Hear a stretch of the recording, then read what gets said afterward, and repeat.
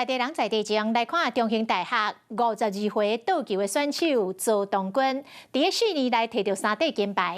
除了爱可怜之外，讲嘛爱真感谢 AI 人工智慧的帮忙。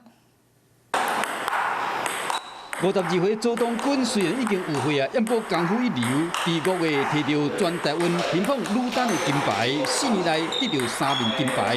伊除了靠可练，也有人工智慧的斗相共。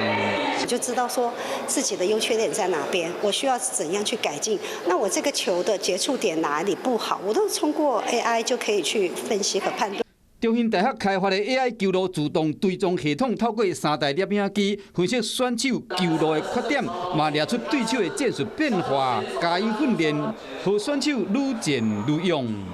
最重要的是未来呢，我希望可以再把它普及到哪里中小学这一块。目前除了运用伫校内选手的培训，毛结合大学生的乒乓课，未来卖规划推广到老人乒乓也有小选手的培训，变成另外一种的人工智慧的教练。 嗨，我是庄宇杰。想要看到更多的新闻内容吗？赶快订阅华视新闻的 YouTube 频道，并且开启小铃铛，跟着宇杰一起看新闻吧。